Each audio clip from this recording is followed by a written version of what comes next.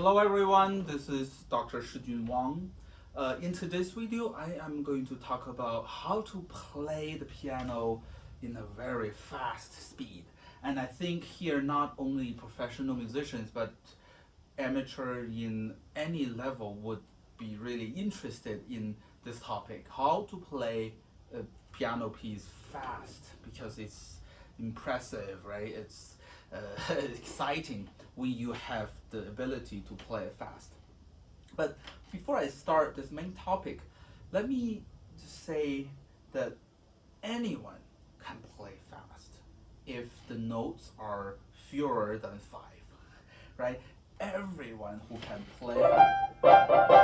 play this as fast as they can. But really good pianists or pianists that equipped with great technique can play very fast for a long time, right? But some others can only play it for half of the page. And to be honest, when I was around 12 years old, 10 years old, when I was preparing for my junior high school audition, I couldn't really play a Czerny etude from the beginning to the end without interrupting the piece and then shake my hand because it was so tense I couldn't continue. Not to mention any Chopin etude, yeah. So playing fast has everything to do, has all the connections with how to play with great relaxation, how to play with a great release of tension, yeah, how to relax. And here I want to share with everyone a very good method that I was taught, yeah, after I was admitted to the music high school of a conservatory. And first of all, we have to really understand that any motion, any movement we make, our body will unconsciously tense up some parts of our body, I mean some other parts, right? This is really everything to do about Alexander technique. If you're familiar with Alexander technique, it teaches you how to consciously relax some parts of your body. Once I was playing a Schumann quartet, yeah, with a string trio, and I realized that the second day after the performance, my left leg has this pain, like I almost like it suffers to walk, and I didn't know why. But when I again was trying to refresh some of the parts, I realized that my left leg was really tensed up throughout this last movement. So because of this tensing for 10 minutes, I couldn't walk the next day.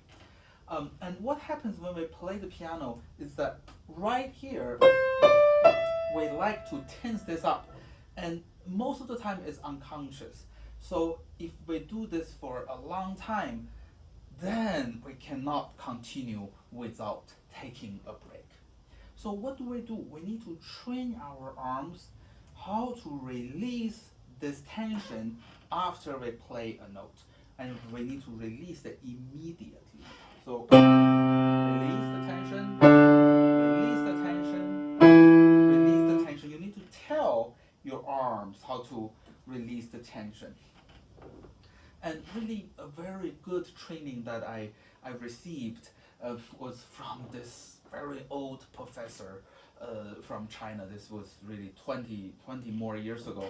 And what he did is that he had this pencil in hand, and he asked me to pay attention to only 2 things. One, after I play a note, I have to be like relaxing my arms.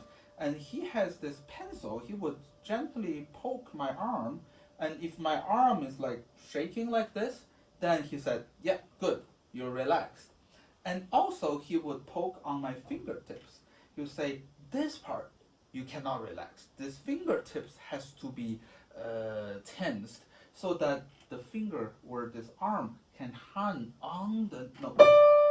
Yeah, so one poke here and one poke here. So if this is collapsed, then we miss notes, we hit other notes.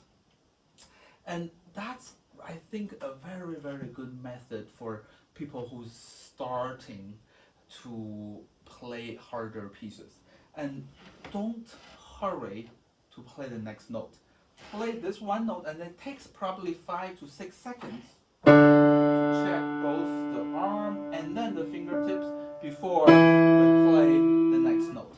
I think this is really a very, very important training for everyone, for any students who want to play Beethoven sonata or complicated pieces by Chopin and Schumann to do this, so that our arms are trained to relax. Otherwise, they were not told. They do not know. Yeah, I always tell my students, our arms are like bad children. They do not obey, but you have to train them how to do the good things, right? How to do the right things. The other very essential thing of playing a passage fast is the grouping. Okay, and not only for piano, I've seen this in bassoon lessons, in violin lessons. In order to play fast, we do the dotted rhythm thing. Yeah,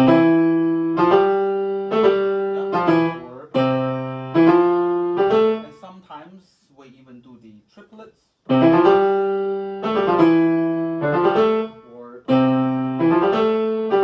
and of course the theory is so that every two notes, right, between every two notes, there is a fast passage. But you see, the purpose of the training is not so that you play these fast. It's so that after you play these four notes in a row, you relax. Relax. Relax. Relax. Okay? So, not to mistakenly thinking, oh, because you can play these four fast, you can play everything fast. Because you can play these four notes with a break, with a relaxation moment, then you can play, if this four notes multiplied by 20, then you can play 80 notes. And of course, staying closer to the key also helps a lot. If you want to always lift the key, then not only does lifting finger causes tension, it also will waste a lot of time in the air. So, and of course, when we have this finger touching the keys with a little help from the wrist,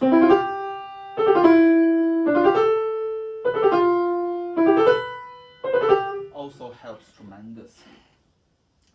The last point I want to make is the proper grouping of the note patterns.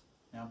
When we teach scales, yeah, I always start with teaching 7 notes. It's 1, 2, 3, and 1, 2, 3, 4. So it's the yeah.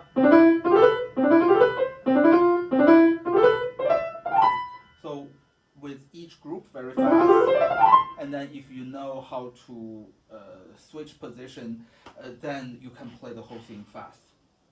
But many times, a lot of times in piano repertoire, we not only have arpeggios and scales, we have things with more direction changes. So it's not only going up, but it goes up and down, up and down. And of course, when it has a pattern, then it's easier. But sometimes when it's going up twice and then down once and then up twice, then it's hard, it's confusing for the fingers. Yeah, I can really give you a very extreme example of the Chopin Etude Opus 10 number 4. So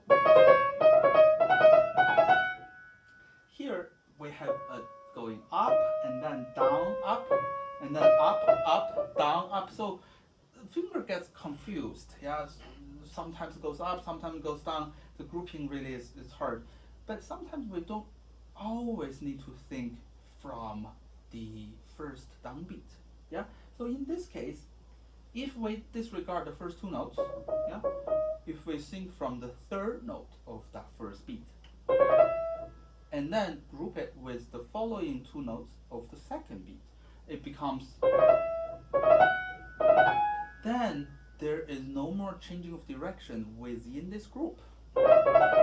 we can play it very fast. Okay, and sometimes, for instance, for this winter wind, I always group them into 6 notes. That's one push, yeah, at the very beginning. And sometimes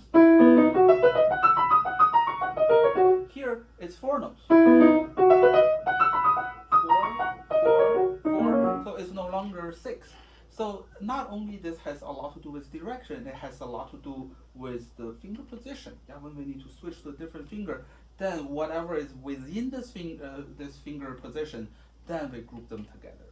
And of course, one of the hardest things of playing the piano is to get used to the combination, right? There's endless, infinity this combination of black keys and white keys. And what's special about black keys?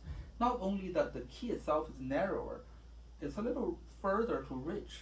So we should especially pay attention when we have a thumb on the black key.